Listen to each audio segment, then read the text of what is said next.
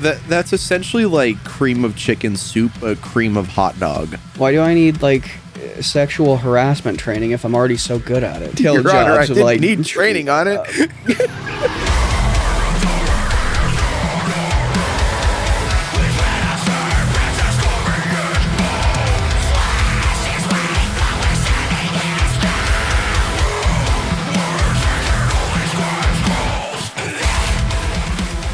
Welcome back to the TnT Podcast. As usual, I'm your host, Tristan. This is Trevor. And today we have some rants for you. I haven't heard Trevor's and he hasn't heard mine, so this is a completely new story. Yeah, these are... along with some interesting topics, such as funny food types, such as the dewdog, the enchilada, and eagle milk. So Trevor, I hate, like, all of it's bad, but eagle milk just is like, trying to envision that is so disgusting. Where does it come from? So I have a list here in my notes of just a few funny food ideas that I had that are just terrible. So cream of meat.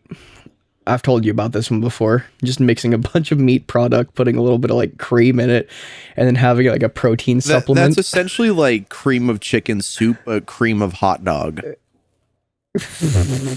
Like, cream of hot dog is terrible. And so there's that one. But the dewdog has a little bit of a story behind it. Because I was at work and noticed that we sell these things and they are like Dr. Pepper infused hot dogs. Yeah. And so I was like, why just Dr. Pepper? Why not have a different type of soda in there? And so I was like, why not Mountain Dew?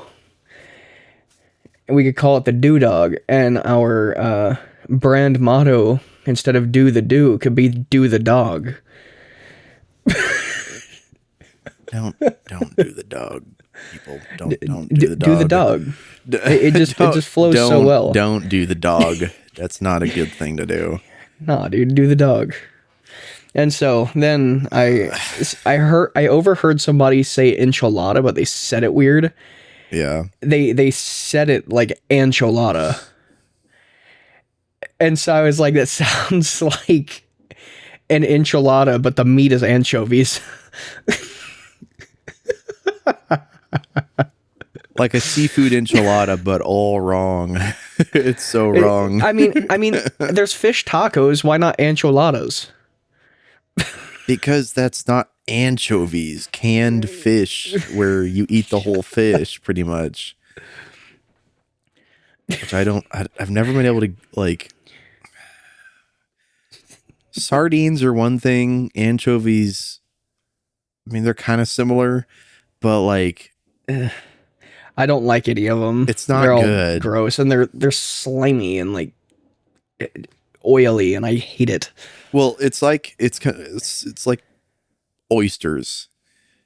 Yeah, or like especially oyster shooters.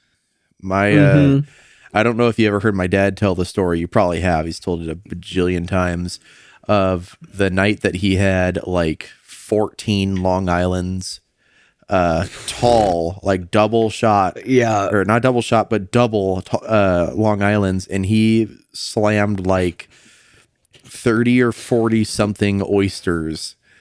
And I was like, oh my God, that sounds like literally the worst possible thing you could ingest in one night. Bro, imagine throwing that up later. Like, it just a mixture of fish and alcohol. Oh, that's would you like a fish oil vodka shot? That's like fish oil stuff in alcohol is a thing for some reason. Yep. And I cannot understand why. Like fish oil used in dishes is used to a very moderate amount because of how powerful and potent it is. Yeah. Like it's essentially like, fish oil pills, but you just pop the thing and the whole oil and everything in your mouth that will not leave for the entire day. That's Yeah, I just like to get a bottle of fish oil and chug it real quick in the morning. I have my fish oil pre-workout. Not Yuck. Not good. Fish oil energy drink. Red Bull fish oil edition. Gross. Gotta get those omega 3s somehow, I guess. Oh my god, 3s. But yeah, so what's your rant about? Well, you've heard me talk about Xfinity before. I think that anybody that has dealt with Xfinity over the phone, especially in recent years, has come to realize that it sucks. Absolutely freaking sucks. So I was working at a client's house, and I don't work for Xfinity. I don't. But they needed, the client just needed the Wi-Fi router, which with Xfinity, it's a router modem combo unit. It just plugs into coax and power. That's the only two things that it needs. Coax is so outdated too. The stupid thing about coax is in pretty much the majority of homes that have coax, there's only one of them that's actually connected. The rest of it is split off to do, cable, old stuff like that, where no one really uses that anymore. And so, of course, I find two of coax outputs of the wall out of the wall. And I try both of those. I go back and forth between them. Finally, I find a third one behind the living room couch. And I try that one, and still it's like it's nothing. And see, here's the thing. I have Xfinity. The router sitting like right there. I'm looking at it. When I hooked it up here, it blinks. It comes on, the little LED comes on orange, and then it starts blinking orange, and then it'll go from orange to green, blink green, and turn white. When it's white, it's up and running. We're all good. For me, when either the power goes out or when I hooked it up the first time to begin with, it took maybe a minute or two before that orange light turned green, meaning it has established a connection and now needs to be set up. Yeah. For whatever reason, this box took like 15 minutes to establish a connection. I don't know why, because after that, the Wi-Fi was great. He's got like 800 megabit down, about 150-ish up. Fast internet, right? Yeah. There wasn't a problem with latency, so I don't know why it took so long to connect. But back and forth with the guy over the phone after, let's see, the last guy, I had been on the phone with him for probably 35 to 45 minutes. This was the third person I talked to in the day. It gets worse, okay? Yep. Finally, the internet is set up because I go outside, I do something while I'm waiting for it. I think I was programming the garage door or something like that. Little keypad out there. And I go back in after it's been a while. And so still nothing. And then finally I get a call back because the guy that was helping me initially was like, hey, I don't really know what else to do. I'll try and forward it up the chain of command or whatever. And this guy spoke English. See, that's the thing. I finally got somebody that actually freaking spoke English and could understand what I was saying. Not that they can't understand the words, but they don't understand the dialect. And so it doesn't make sense to them. When I say something, they don't get what those words mean. Yep. So I finally got him, and he doesn't have the ability to do the things I need him to do. So he advances it up, and I get somebody that can't speak English. Sidebar about the people that can't speak English. Xfinity is doing this new thing that, if you haven't noticed, they're using voice changers for their technicians that are not native to America, or if they are native to America, need to learn how to speak English a lot better. Because this is an American company with American consumers needing help that speak English. And when you don't speak English as a first language, you can be a pretty good, well-spoken English speaker and still not get some of the things about the language. It just happens. There's nothing wrong with that. Well, and there's a lot of slang in English as well, too. Yes, there's nothing inherently wrong with that, or, not quite understanding the sentence structure, so not fully getting what the person's saying. But when I speak to someone over the phone about something technical, I'm very, very particular about the words that I use and am very accurate about what I'm saying. It's what I do. It's what I'm good at. Okay. I know what I'm saying. I know that it should be very easy for somebody in their line of work to understand, and they still don't get it because they don't get the language.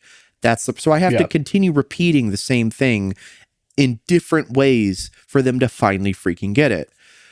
So this guy, and mind you, every time I've been transferred, this is now number 4, every time I'm transferred, I have to go through the same process of saying, hey, I'm not the account holder. I'm working for the account holder because they don't know how to do any of these things. And then, well, we need confirmation, blah, blah, blah. 4 freaking times. We need confirmation. Yeah, but through a voice changer that is very obvious to tell is trying to make him sound more American, which is the stupidest thing. Is it warbly? Sometimes. Yeah, like if what's weird is it's like it only tries to change words or any sound into words. So sometimes if there's a background noise, or I assume to be a background noise, it'll go erp. Like try and make a word out of it that isn't a word. And so that was my first clue when I first started, and it was before this today in general, that I knew that they were doing that. And that was what set me off to they're using a freaking voice changer over the phone because they don't sound like how when you read a text and it's in English, but you can very obviously tell that person doesn't speak very good English. It's like that, but hearing it. Like when you get sent scam things and they try to blackmail you and stuff. Or like the person that tried to get me to take a $400 $400 in cash for a $700 laptop, like that, because he spoke extremely poor English, or rather texted it. But regardless, so I'm on the phone with this guy.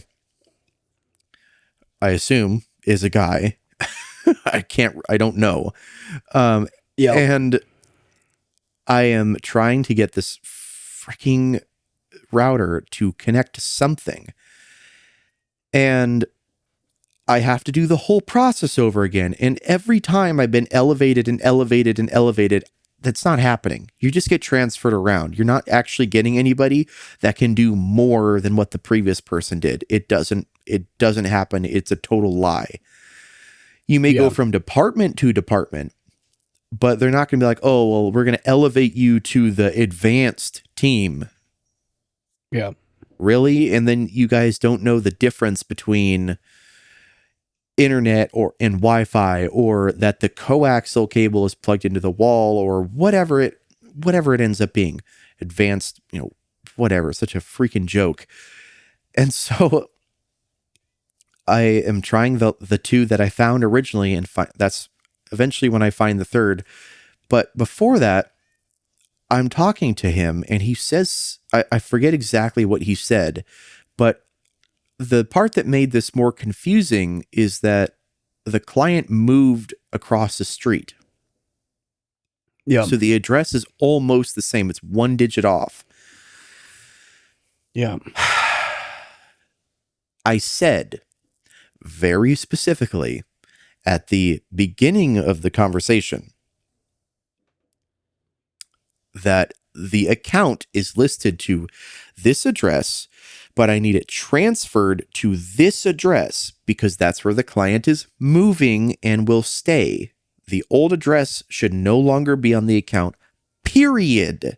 I said that very, very straightforward, as simple as I can possibly make it. How that got misunderstood, I don't know. So all this time troubleshooting with this number 4 in the line, he says something that tips me off to the fact that he's trying to activate it on the wrong address. For 45 minutes, I've been troubleshooting with this guy, and he's been trying to put it on the wrong freaking address. Bro. My goodness. So then that's when I start to lose it a little bit, right?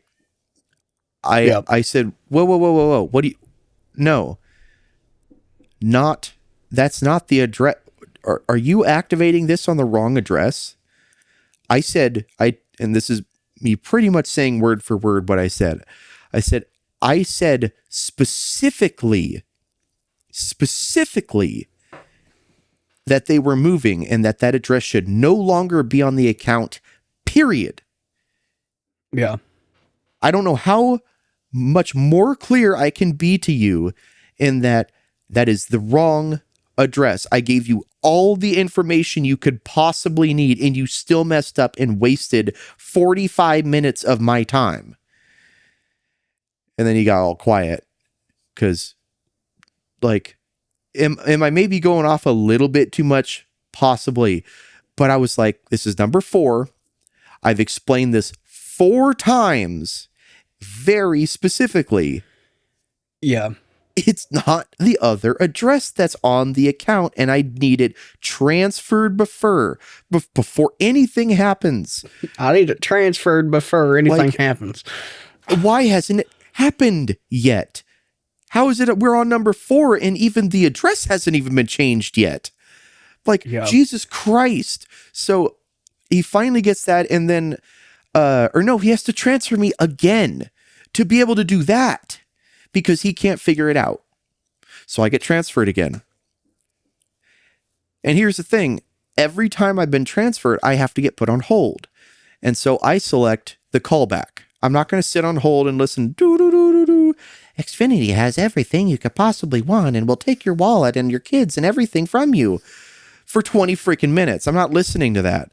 So I just do the callback, right? Give us your firstborn son. Yeah, we need your firstborn or your firstborn son. If you're a man, we need your foreskin if it was cut off. If not, you need to do it now. We need your DNA. We need a blood sample. We need to know how much cholesterol you have. They need so much information. Are you the perfect specimen? Yeah. Yeah, if you don't have blonde hair, blue eyes, then you can't get served. Okay, I didn't say Aryan, the perfect Aryan specimen. It wouldn't be unlike Xfinity to do. But anyways, so then finally get a call back from them, and that's when the box finally starts working again. And I'm like, oh shit, it's on. It turned green. Okay. Awesome. None of which the person on the phone did. The only thing out of all 4 people that happened was they changed 1 digit on the address. 1. Bro. That's the only thing that happened. That is ridiculous. So I finally get this person on the phone, also doesn't speak very good English, and is using a voice changer. Apparently not as good of a one, because it definitely had more of an accent to it, which I don't understand that, but whatever, okay? The client has 2 of the XI6-A boxes or whatever, the XFi like TV, live TV boxes. You can add it as an add-on to your monthly bill or whatever, which it's actually not that bad. It's a pretty good price, which is the one thing that sucks about Xfinity is their pricing is pretty good. Their quality of product is pretty good. It's just if you have any kind of a problem where you have to call somebody over the phone, it is the most it's just abysmal process you can possibly go through. And I have called, Yeah. I've been on the phone for all kinds of different things, and Xfinity is by far even worse than the IRS. Okay. To get my refund and stuff, I have probably called over a dozen times at this point to finally get it to where it needs to go. Yep. I was transferred around to 10 different people today. Yeah. In the span of 5 hours. 5 hours. So I need to now, here's the stupid part about the streaming boxes, okay? So you know how if you get a Roku stick or a Fire Stick, the only thing you need is power and Wi-Fi. And it works, right? Well, more accurately, an internet connection, but yeah. Well, for the sticks, they don't typically have an Ethernet port, but yes, an internet connection of some kind. For you old people, just because you have Wi-Fi doesn't mean you have internet. Yeah. Dude, the Wi-Fi is just... This is a conversation Trevor and I have had so many times. You can think of it like a stream of water. The Wi-Fi is the riverbed that the water's flowing through. The water is the internet. It still needs a channel to get to the device it needs to. Not trying to patronize. That is literally the best way I can describe it. If the Wi-Fi is there, connection, but there's no internet, the water ain't getting to where it needs to go. Yep. So, see, when I was working for Visor, for those of you who don't know, Visor is an internet company that I used to work for. I would explain it to customers like a highway. Just because the road is there doesn't mean traffic's flowing. Yeah. Yep. So anyways, Wi-Fi is just the road. Doesn't mean there's traffic. These stupid, and I mean absolutely the worst design you could possibly have for a streaming box. The live TV is streamed over Wi-Fi. It's streamed over the internet the entire time. There's no cable. There's no satellite, anything like that. Yeah. You can't just buy one of these things or rent them as a service and then bring it home, plug it into the TV, and it just works. Even if you go through the app and do everything online, when you take it home, you still have to call the number on the screen and manually activate it via the serial number to your account. Yeah, that's a ridiculous way of doing that. The only upside to this is you don't have to connect it to the Wi-Fi because it's connected to the account and already knows all the credentials. Yeah. That is the only good side of it. And that's not even really a huge upside. No, it isn't. Because you know how long it takes to get through to somebody? You could have somebody with one finger controlling a remote, with one finger on their hand, controlling a remote, type in all their Wi-Fi credentials faster than it would take to just call. And they make it sound so simple. Okay, now you need to read this 16-digit serial number over the phone to somebody who can't apparently hear very well. That always starts with M and V. Trying to say that over the phone. So very confusable characters to be said over the phone. M is in Mary, V is in Victor, whatever. Yeah. And there's two. It's only two. Two in the entire house. It's all I had to do. I got the internet up and running, I think about 2 hours into being there. Finally got it up and running around the 2-hour mark. I was there from 1 p.m. to almost 7:30 when I finally left. The rest of the time was just trying to get the TV boxes to activate. And I don't know what happened, because in theory, all they have to do is delete the box off the previous address, add it to the new one via the serial number. That's all that they have to do. And for whatever reason, that process doesn't work, and bricked the two ones that we had. Fortunately, he had two others he got brand new from the store because I don't know why. Because in theory, it should have just transferred. But fortunately, he had 2 extras there. So I am going back and forth, and it would go to welcome, and it'd say welcome for like 5 minutes. And then it would load. And then it would go to a different loading screen. And then a blue background with a loading screen. And then, oops, we encountered an error. Yeah. So at this point, I was on number 4 or 5 persons on the phone when I started. I ended on number 10 from just trying to get these 2 fucking boxes to just connect. And I don't understand. Like, everything was working fine. Like, both of them I got connected at the previous address in total with everything else I did, which there's a few more things I did. It took me like 2 hours. It was not that bad in the grand scheme of things. But the fact you have to call and then do all this other stuff and then troubleshoot, because of course it never works on the first try, that would just be too smart. And then they expect customers, which the majority of the customers don't know what they're doing, to be able to figure it out or describe it. That's the biggest thing, is that people that don't understand technology don't understand how to describe it. And that is the biggest thing. Like when my grandma or even my dad will say, like, when an application launches, it's a screen. The screen came up. Okay. To someone like me, the screen's always there. It's a physical screen. It's just what's on the screen. Okay, well, what app was it in? Oh, I don't know.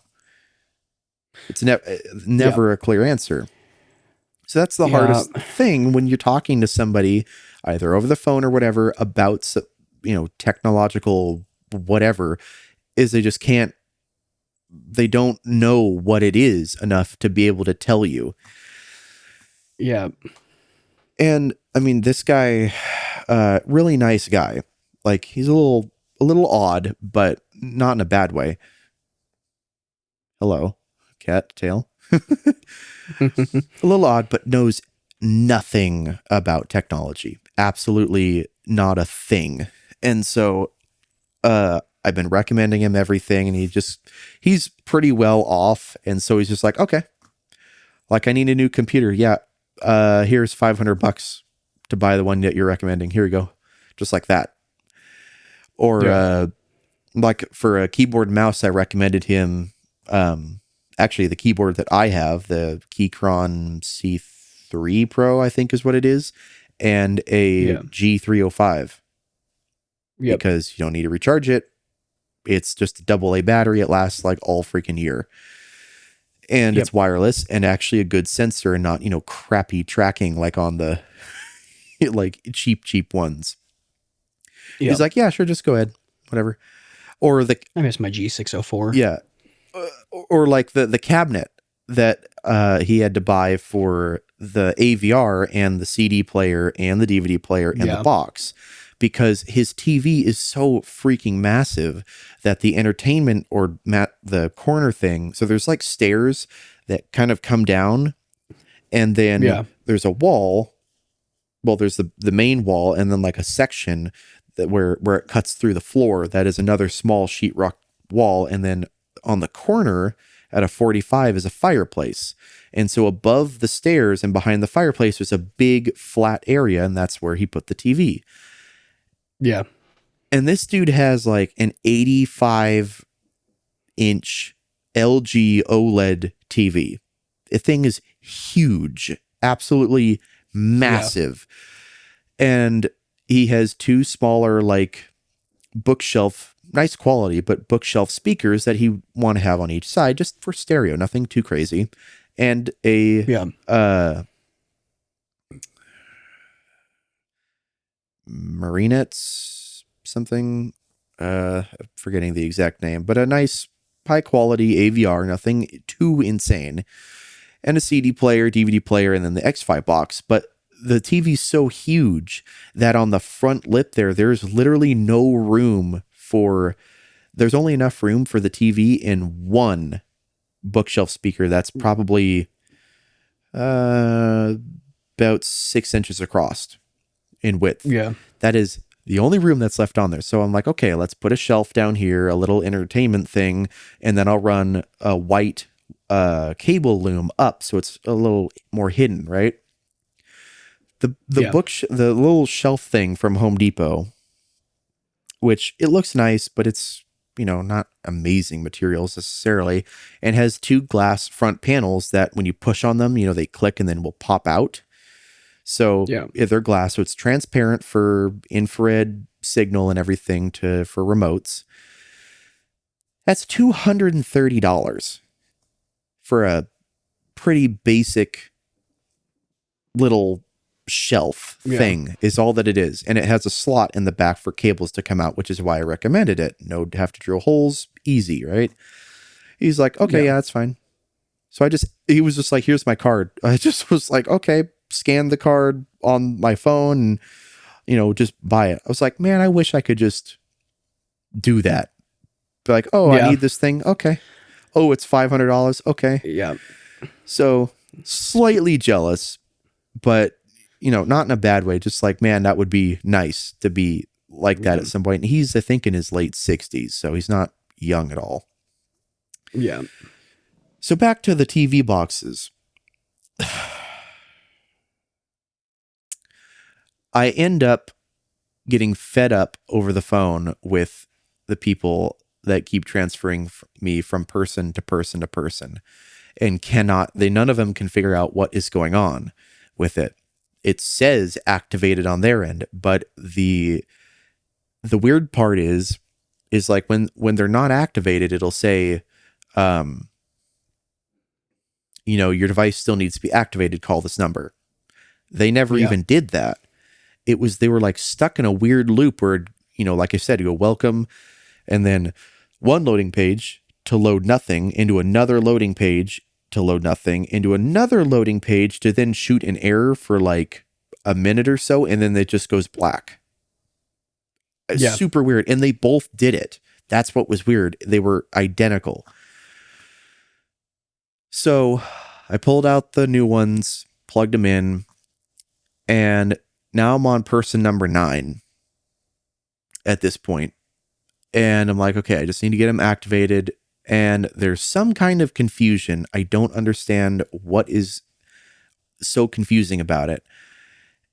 And they're like, looks like we're going to need to transfer you to the TV department. I'm like, what department was I in before? That you were helping me with this before? What do you mean? And they tried activating it. Apparently, it never activated. So then I'm on this person number 10. And I'm waiting on hold and stuff. And at this point, I get a message. I had a camera that was up for sale. Got a message for it. And I'm like, okay, well, while I'm waiting all this time, I'm just going to run back to my house really close, grab the camera, sell it, which I did, and finally got rid of it, which is really nice. And then I get back finally. And number 10, lady number 10 is a woman, spoke English, was able to do everything I needed to do. I got back and they activated and it worked.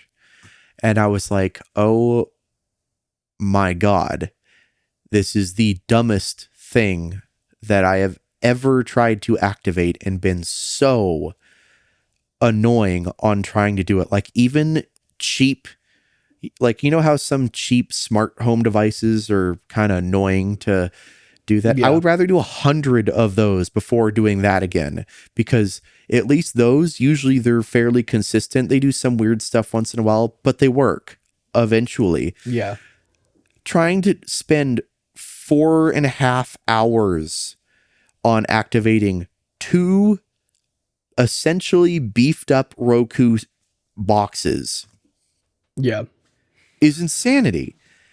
And is such like a stupid business model of, hey, we're going to give you this product, right? Here you go. Oh, now you get home and now you realize the hell you're going to have to go through for the next 3 hours because, oh, well, it can't do that. or you have to do it this way, or oops, you got the wrong product. So now we have to put in a work order that's going to take 3 days to process to delete it off the account. I cannot even understand how they are in business with doing that. And it's only gotten worse. It was already bad to begin with when I was first dealing with them. And it has somehow managed to get infinitely worse, where nobody knows how to do their job until usually I finally get an English speaker. This is no offense to people that don't speak natively, don't speak English, but like I finally get somebody that speaks English and they fix it. It's happened every time, other than the one dude that literally didn't have the permissions to do the stuff I needed him to do. And then I was like, damn, I wish I just got another one of him, because he was actually helpful and knew how to talk or whatever, and didn't piss me off to literally want to take one of those boxes and chuck it through the wall. Because that's really what I wanted to do, was just fling it as hard as I could at the wall. Yeah. And yeah, it's like, Xfinity pisses me off in my age that I am now at 22. Xfinity pisses me off almost more than anything else does right now. And yeah, to give some backstory on that, I used to have, me and my family used to have, when we all lived together, when I was younger, we lived together, I was a kid, whatever. We had Xfinity internet and we got Xfinity mobile, because when you pair them together, it's actually a pretty good savings. And we were trying to get away from Verizon because they were adding a bunch of stuff on and we were paying a lot of money for it. So we went to Xfinity Mobile. It was a pretty good price. It was like $30 a month for the unlimited Eco, and then $40 for the unlimited Plus and $50 for the unlimited Ultimate. Pretty good, and pretty good coverage. And you had the benefit of whenever there was an Xfinity Wi-Fi router nearby, it had its own band that was dedicated for Xfinity mobile users. So you got free Wi-Fi, and especially in Oregon, where I live, Xfinity pretty much dominates here. So everywhere you go, there's Xfinity Wi-Fi, which is really nice. It's a nice perk to have. But if you don't have Xfinity internet, they charge you an additional $25 a month per line on top of what they're already charging you, because you're not paying for their internet. And so when my parents moved, so I think I traded in my Note 9 and got, yes, I know I'm rambling. I traded in my Note 9, got an S22 Ultra, and then ended up getting an S23 Ultra. And so I have 2 phones still that are locked to the Xfinity network, because they have a policy that my account doesn't abide by, even though both of them are paid off. So I have 2 phones that can't do phone things. So this one right here that you're seeing me through is literally a glorified webcam, and the other one's sitting in storage doing nothing. E-waste, basically. You cannot put any other SIM in it. It's locked, and I have tried, at least 10 times now to try and get it, because the S22, I don't need another phone. Sell it. I get rid of it. Let someone else use it. It's in perfect shape, and I can't, because it's network locked. And obviously, unless you sold it to somebody who didn't know has that, or you can't even reactivate it on their own. I asked them and it said, if it's network locked from a previous account, can you activate it on Xfinity Network? And they're like, no, you can't. It's not only network locked, it's account locked. Everything with them is account locked. And I was swearing a lot today and not enjoying it at all. Like, I got paid well. I charge a good amount for that's service, because it's more specialty, but like, Oh, thank God I was getting paid by the hour, because holy shit, that was just so not worth it if I wasn't. Yeah, telecom companies can be extremely annoying, just like retail. Yeah. It's just I like, I would rather do retail any time over that. And see, I'd love to go to an yeah, Xfinity store and just come in and be a total asshole about it. But here's the thing. When you go to an Xfinity store, they have to use the same phone system that the consumers use. They get more of a dedicated line, but they still, for anything, have to call over the phone and have someone else do it. And I know that yeah, from an Xfinity manager. yeah. So dumb. Yeah. So I had fun stuff happen today too. At work, we had this dude come in and try to get $50. Oh, He said that he had come in about 30 minutes earlier and he had the receipt and he's like, "Yeah, I didn't get the full change back. I only oh, have this and it's like $50 short." So this happened not too long ago. I'm not going to really go into it just in case anyone that I work with is watching this. I don't want to embarrass the person that had the situation. Yeah. But The sucky thing is it does happen sometimes. So like it does. without clear footage of it. So we have the footage of it. And so That's what good. happens is this dude comes in, says that, I'm missing $50 out of my change. And It's a pretty so big we go in, denomination to be missing. we count the drawer. We go back and look at the video. Yep. On the DVR that we have. And sure enough, Which for context, people counting the drawer, for people that don't know, if the drawer would be $50 higher than what it is supposed to be at, that would be a clear indication that he didn't get his money, because the system tracks everything that gets bought and it automatically calculates what should be in there. So just kind of giving some clarification there. So we counted the drawer down. It comes up exactly where it should. We look at the thing. You can clearly see this other employee go in and grab the 50. I know it was a 50 because there was only one other big denomination in that drawer before this dude paid with a $100 bill. So, and it was a 50. So she pulls that out. So unless she put the 100 in there and handed him 100 back, he got a 50. We know that for sure. And then we saw her grab a 20, a 5, and 4 ones. Clearly in the camera, we can see that. Yep. We can't clearly see the denomination, but there's a reason that our drawers are uniform, where ones go here, then 5s, then 10s, then 20s, then 100s and 50s. Yeah. And so like most drawers. Yeah. So we go through, and this dude is still standing out there. So I go out and I'm like, "Hey man, we looked at the security camera and we counted down the drawer to make sure that it wasn't over. It's not, so I don't know what you want to do here, because we know we gave you back the money that you were owed back." So he goes back outside, calls somebody, and then comes back inside and is like, "Well, can I see the video?" And we're like, "Well, we can't take you back there, company policy. Like, the only people allowed back there are store employees, or rather Dollar General employees. Yep. And law enforcement to look at the DVR." Yep. And so he ends up being like, "Well, can you call your boss and see if I can go back there, or see if he can come down and make sure that everything's done right?" So we had to call him. He ends up coming to the store. Mind you, he doesn't really live super close by.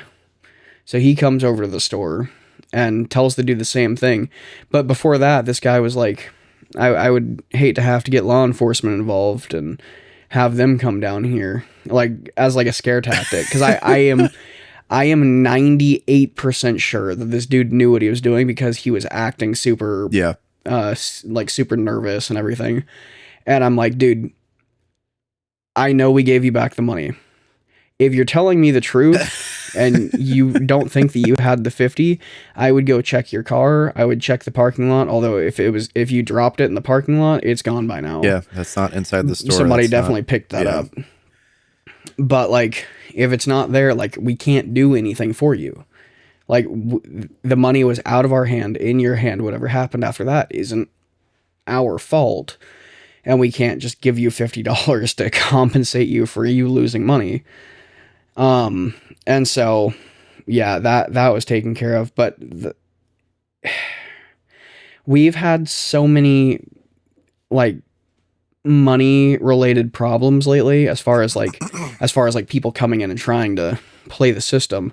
We had somebody else not too long ago come in and do the same exact thing that dude did. Yeah, I remember that. And you then told me about that. And then we had 2 counterfeits.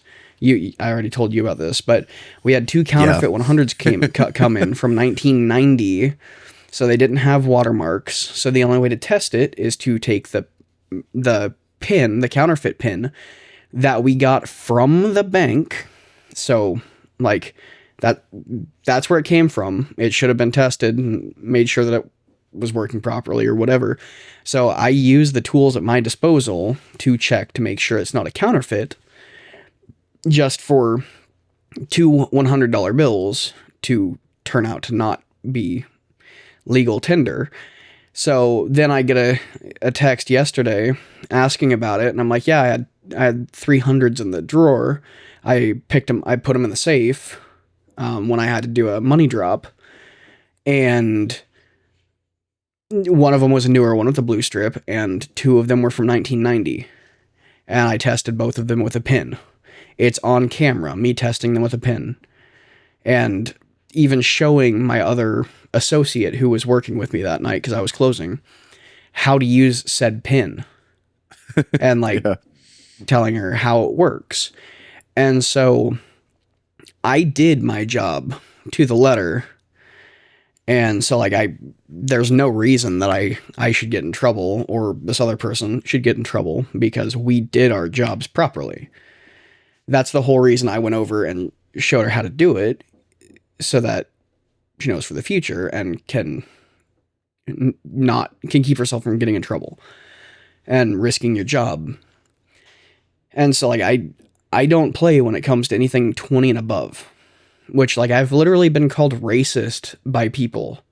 Yeah. For holding 20s, 50s and 100s up to the light. Like I've been called racist so many times because of that. Yeah. Like nothing else about me screams racist. It's just the fact that I check your bills to make sure that you're not.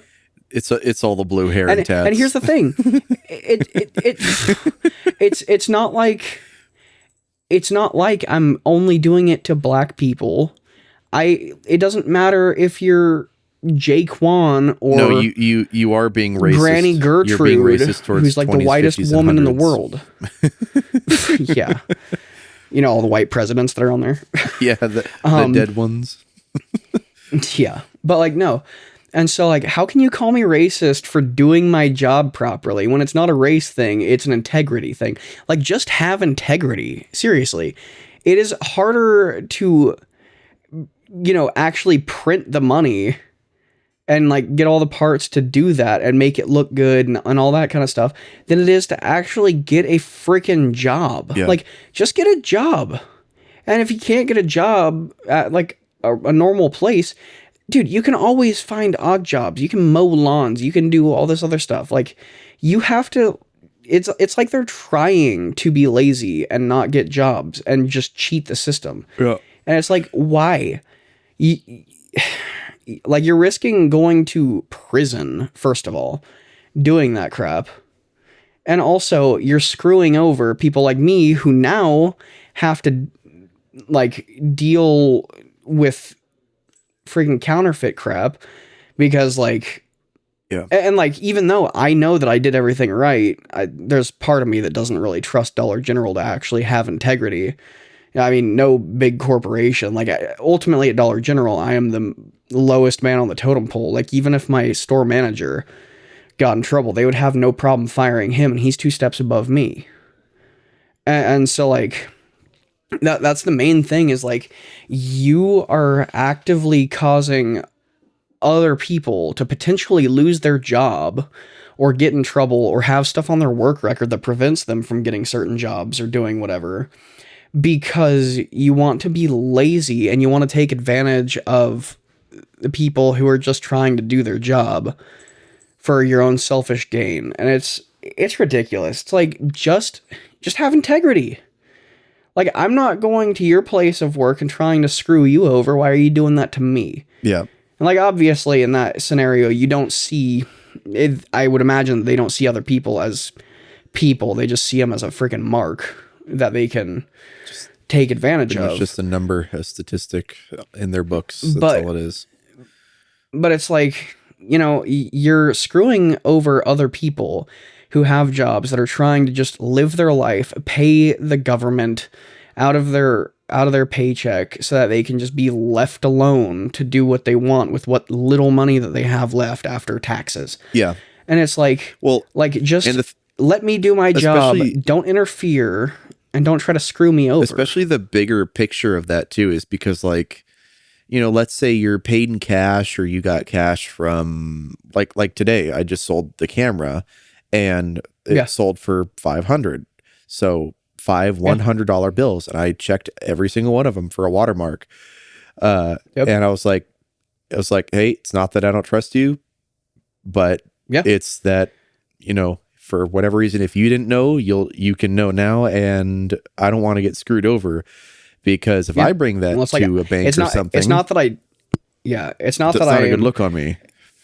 It's not that I don't trust you, but I don't know you, so I'm going to check behind you to make sure I'm not getting screwed over. And on top of the fact too, is if you catch it, and let's say law enforcement does get involved, and then they might be able to trace it back to the people actually doing it, and be able to solve a problem. I mean, there's a lot of asterisks there, but like, that's kind of more of the bigger picture of it. But especially when you go in and you're very weird about it, or especially if you have someone come into the store that you've never seen before and they pay with $100 bills or something, is a little weird.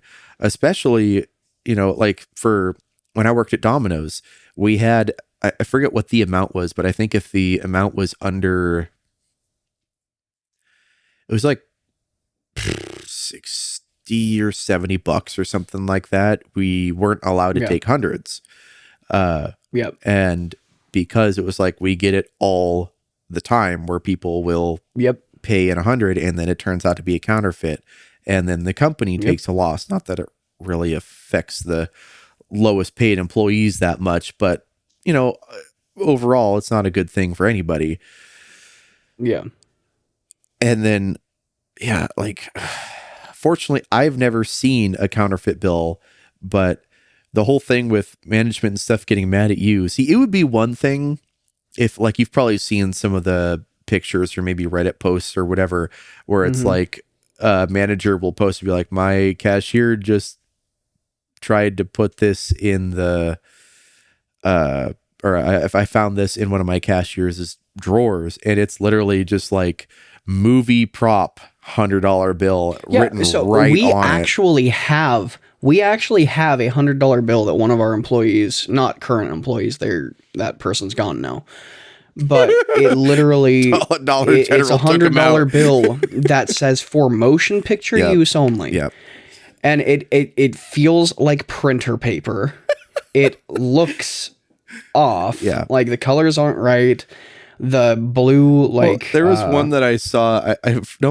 It was some like the holographic strip is not Snoop there, Dogg or something was the like picture, the profile, the picture in the middle of the photo, or the picture in the middle of the bill. It was like Snoop Dogg or something like that, and it had like $1,000 bill on it, and they're like, they pulled this in as 100. Like, bro, how could you not notice that? Dude, it's freaking ridiculous. Like there was one guy at a different store that I had heard about who literally took like play money, like a few $100s of play money. And got knocked down from key holder to associate somehow. I don't even know how they didn't get fired. If it's first extremely off, like, obvious, that's one thing. But in your case, Yeah. where it passed the only in my case, pass it really can, the Yeah. main, like, if it passes the pen test, that's like it for those specific bills. Yeah, and it's like at that point, even if I am like slightly suspicious, if it passes the test, then what am I supposed to do? Like, because apparently it was the same guy. I didn't know that he had come back in and paid with another $100 bill for something else. And so, like, if I had been up there when that happened, I probably would have turned it away. Yeah, but like, no, you're not trusted to pay with hundreds anymore. Yeah, I've turned away a customer before because his bill was a bill from 96 or supposedly, but it did not have a watermark. Like, I check this stuff. I'm not risking my job just so that you can get your freaking Reese's Pieces. Like, I actively look at 20s, 50s, and 100s because of that reason. And so one guy, like a few months after I started working there, I didn't see a watermark, or like a month after I became a key holder, actually, I think. I looked, didn't see a watermark. Everything from 96 up has a watermark. And so I was like, sorry, man, like I can't take this because... And so the funny thing is that one also passed the pin test, but it has another way of testing, which is the watermark. Yeah. Because it's a 96. If it doesn't have the watermark, even if it passes the pin test, it's a counterfeit. So that was a clear example. But something like one from 1990, there's no way for me to know unless I have one of the machines that actually reads the like serial number on it and says that it's a counterfeit, or and all the microdots and all the things that are in bills to make them look you can't legit. Tell that just by looking at it though. And like, these bills actually feel like real bills, probably because they're probably just reprints from a 20 or or 50, but like 20 most likely. But that's the thing. Like, if it passes the pin test, I can't just turn it away because I'm like, I don't know. It just like the first time he came through, I didn't think anything of it because it passed the only test that I could do to it. Now, if I had seen him the second time, 20 minutes later and he came back, then I would have been a little suspicious, considering it was also a bill from 1990. Well, especially when you're in that situation too, it's like, okay, it's a little off, or, I can't test as many of the things as I can normally. Do I risk that? Or do I risk being like, hey, I can't take this, even though it passed all the tests, and then them leaving some kind of complaint or whatever, and then corporate getting on your ass about that, being like, well, why didn't you take it? It passed all the tests. Yeah, it's like you're damned if you do, damned if you don't in that situation. And like something like that, at least I would be like, hey, if it didn't have the, like you were saying, didn't have the watermark but passed the pen test, be like, if you got this from somebody, take it to a bank and have them verify it with their scanner. Maybe it is a real bill. Well, that's what I told the last dude when I turned away his business. When I was like, hey, I can't for it. Yeah, but that's with a 96 where it doesn't have the watermark. That's verifiable. I can know that that's a fake because there's not a watermark. Yep. With something like a 1990, if it passes the pin test, then any way that I could test it, which is that one way. The only way you can. If it passes that, then it's, for all I know, a real bill, and I have no reason to turn it away. Yep. That's the annoying part. Like, how am I supposed to know without those tools? I'm not. Yeah. And so, like, how can you, like, and to be fair, that's nothing what's has in happened. The policy for, the employee handbook and whatever, like, this is what you do. This is what you follow protocol. In theory, if you do all that and something still happens, you're safe. Yeah. Well, and I'm on camera. I think with the first one, I held it up to the light at first looking for a watermark before I realized that it was from 1990. And then that's when I took the pin to it because I was like, oh, it's a 90. It doesn't have a watermark. Yeah. And so I'm on camera doing this. And I did it with the second one when I went over and did the drop a little bit later. And when I saw it, I was like, hey, did the same guy bring this in? And she was like, yeah. And so I'm like, okay. So I took the pin to it. And it passed, again, the only test that I have available. Yeah. And so if it does that, like I have no like reasonable suspicion if it passes the only test that I can do to it to prove that it's right. If it passes that, then it's right until the bank gets a hold of it. But unless Dollar General wants to invest in some of those machines to actually, like your dad was talking about, like the casino ones that run like a quick test just to make sure it's real. Well, I mean, they're baked like, into the machine for, the gamble things, whatever. Yeah, and unless you get something like that, though, like how am I supposed to inside the know? Dollar General? That might be actually quite fitting. and so like I told I'm like I want video proof. I want a copy of the video from that night of every time that I even touched those bills. I want the employee handbook /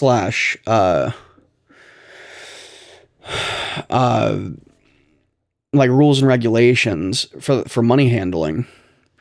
On top of that, if going to write me up for the bleep that. I'm making markers for both. Don't worry. if the DM, the district manager, decides, because it's out of my store manager's hands, and like I trust him, and I have no reason not to. Like he's got my back because he knows that I did everything properly, and so he conveyed that to the district manager. Not corporate cold-blooded overlords. And so if the district manager, because now it's in the district and regional manager's hands, I think. And so if they decide to write me up for this, I want the district manager's signature on a piece of paper saying the reason that I got written up. And then I want to go in to the employee handbook and find everything about money regulation in the company and use that, because I did nothing wrong. I did everything to the letter. And if they choose to write me up, because there's a potential that there's a potential that they might try. And again, this is potential. This isn't. Yep. This hasn't happened yet. It's all hypothetical. It might not. There's not a 0% chance of it happening. Yeah. So like from what I was told by my manager, at worst, what they might try doing is giving me like a final written warning, but I haven't even had a first one because I've never had any money problems ever since working. How do you have a final written notice if you've never had a first warning, verbal or written? Yeah, and so like I've never had any money problems. They've never had any problems out of me. I've never been in trouble at work. The closest thing that I've been to in trouble at work is because our store is freaking hot. I wore a tank top, and the district manager comes in and sees me, and he's like, "Hey, you have to be wearing sleeves, right?" And I'm like, "Yeah, sorry, man. I'll fix that. I won't wear a tank top again." And that's all that was, and that's fine. Like, I get it. I broke the dress code. I think I had such a minor infraction happen too at Domino's where.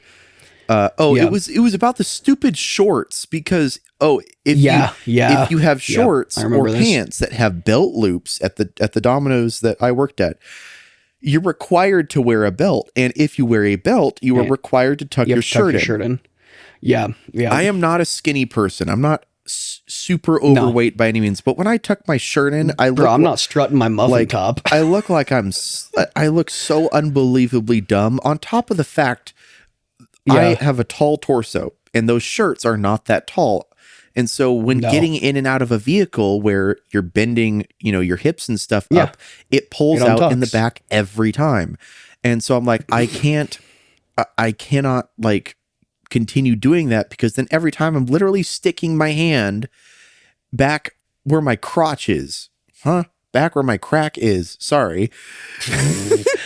It's like, bro, your crotch rides up that Bro, high. you got back crotch? Crotch. But yeah, like, no, I get what you're saying. But like, that's such a minor. Like, I had to, not only that, but I didn't have all the clothes necessary yet. When I first got there, I was required to have, like, for an undershirt, mind you. So a shirt that doesn't get seen is required to either be black or white. And I didn't have the money at the time to pay for that. For like the first 2 weeks before I got my paycheck, I didn't have that and was like, hey, you really need to do that. I'm like, listen, man, unless you want to give me a company card to go buy clothes that I don't have, by all means, I will go and do that. But I literally can't do that. And I am not going into debt just to follow the code for dressing underneath the company shirt that you won't ever see anyways. So then for the shorts and stuff, I had to go buy like 6 pairs of the same pair of black cargo shorts with a drawstring, because then you don't have to tuck your shirt in. How stupid is that? If you have a belt, you have to tuck it. If not, you don't. Why? Who cares? Like, that's the thing, is like, it's such a minor infraction. Like, aside from that, I have never had any other problems at Dollar General that would even come close to any sort of reprimand or whatever. Yeah. And so, Side like, note, I hate like strict dress codes at places that don't pay you very much. That don't, or that don't provide, or don't give uniform. you a butt, or don't, well, having just a shirt, that's one thing, but like if they provide you some kind of stipend or something for clothes, okay, fine. That's fine. But also clothes wear. And especially for a heavier person, where does it always wear first in shorts or pants? In the crotch. Yep. And then you wear a hole in it. And I had that happen at work one time and had a hole in my crotch and didn't notice for like 4 hours. That was really fun. Yeah. Well, and so like, coming back to what I was saying though, like, I've never had any sort of infractions that would even come close to even require being written up or it be warranted. And so, like, for something like this that isn't my fault in any way, I did what I was supposed to do with the equipment that Dollar General provided to me, and I followed their rules and their, like, training is kind of a joke when it comes to retail, because it's just a bunch of computer work, and outside of that it's like, okay, go do the thing. Yeah, we're gonna make you watch 16 hours of training videos. Literally like 7 like it takes like 7 hours to get through all the videos, and it's like the same at every store. It's like, don't discriminate and don't sell alcohol or tobacco to minors. Yeah, I like how most of it isn't even about how to do over and the over. Specific task. Most of it's just like, oh, well, we don't want you doing this. Or when they do want you to do a certain task, it's like, here's how you do it. Now we're going to give you 20 examples of, and then provide a whole video of a skit on how to do it. It's like, who cares? Just tell me what I'm supposed to do, because doing all this stuff is going to make me remember it less. Yeah, and it's like, why do I need like sexual harassment training if I'm already so good at it? But anyway, guys, that's going to be the end of the podcast. That's going to make a great intro clip. So if you guys have anything, if you guys have any stories from retail Your jobs, Honor, I of didn't like need training on it.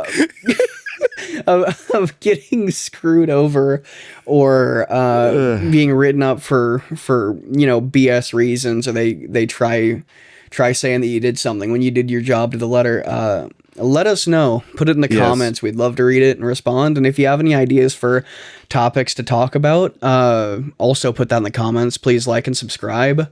We would love the support as we're trying to grow this channel. And yeah, that's how it goes. Yeah. Remember, there's always more jobs.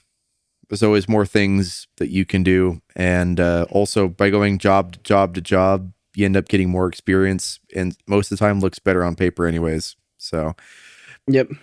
So keep your head up and don't let corporate life get you down. Yeah, brand See you guys loyalty in the next one. ain't a thing. And just do what you need to do. Yep. Don't take anything too seriously. So have a good rest of your day or night, guys, and peace. Yep. Have a good one, y'all. Bye.